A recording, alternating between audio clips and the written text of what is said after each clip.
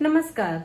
ग्रामीण संस्कृति एवं परंपरा के प्रलेखीकरण की प्रक्रिया के क्रम में हम पुनः उपस्थित हैं लखनऊ जनपद के निगोहा नामक गांव में मनाए जाने वाले शकट अथवा तिलवा के पर्व पर समाजशास्त्रीय विवेचन को लेकर। निगोहा गांव में शकट का पर्व तिलवा के नाम से भी विख्यात है। माघ मास की कृष्ण पक्ष की चतुर्थी तिथि को आयोजित किया जाने वाला यह त्योहार है। वस्तुतः यह पर्व गणेश जी अथवा शकट विनायक की पूजा से संबंधित है। गणेश जी वृहत परंपरा के देवता हैं और शकट विनायक स्थानीय परंपरा से संबंधित देवता हैं। विभिन्न स्थानों में शकट पूजा को भिन्न भिन्न नामों से जाना जाता है, जैसे तिलकुटा चौथ, तिल चौथ, माघ चतुर्थी, संकष्टी चतुर्थी इत्यादि। आइए पहले हम कुछ झलकियां देखते हैं कि निगोहा गांव में किस प्रकार से तिलवा या शकट की पूजा की तैयारियां की जाती हैं और किस प्रकार से यह पूजा संपन्न की जाती है।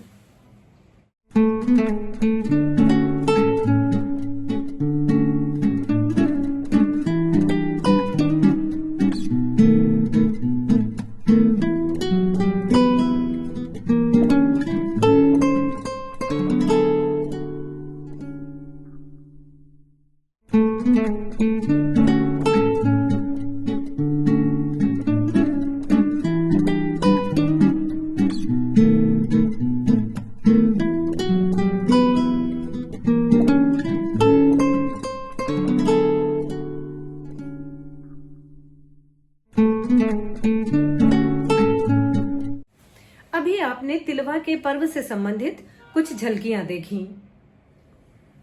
निगोहा गांव में सभी हिंदू जातियों में तिलवा के पर्व को मनाए जाने की परंपरा आज भी विद्यमान है।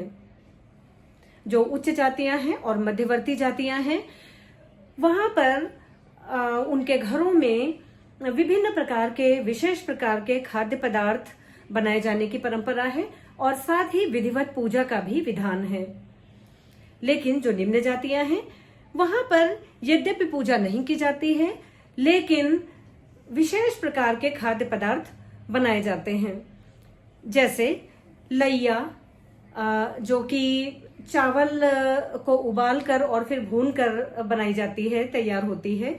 लैया, तिल, रामदाना, चना, ज्वार, जिसे स्थानीय भाषा में जोंधरी कहते हैं, और कहीं कहीं पर बाजरे के भी लड्डू गुड़ मिलाकर बनाए जाते हैं।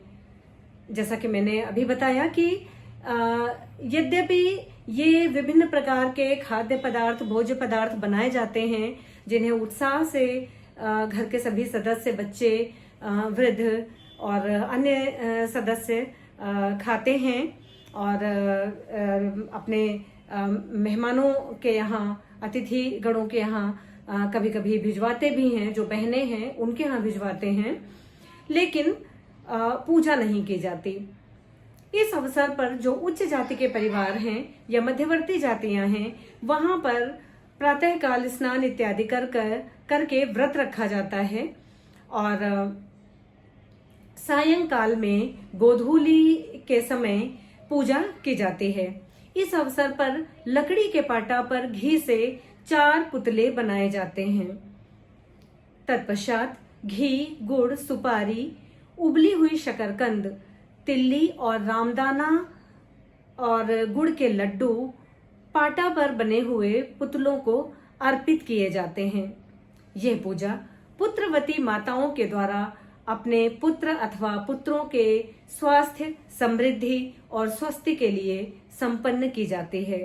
भोग, आरती इत्यादि के पश्चात घर के पुत्र अर्थात बेटे लैया या भुने हुए चावल और गुड़ से बने बकरे को, जो बकरे का प्रतीक है, जिसे स्थानीय भाषा में छिगड़ा कहा जाता है, चाकू से उसके गले को काटते हैं और बेटियां और घर के अन्य सदस्य बकरी की आवाज में में की ध्वनि निकालते हैं और बच्चों के लिए यह अवसर हास्य और विनोद का अवसर होता है।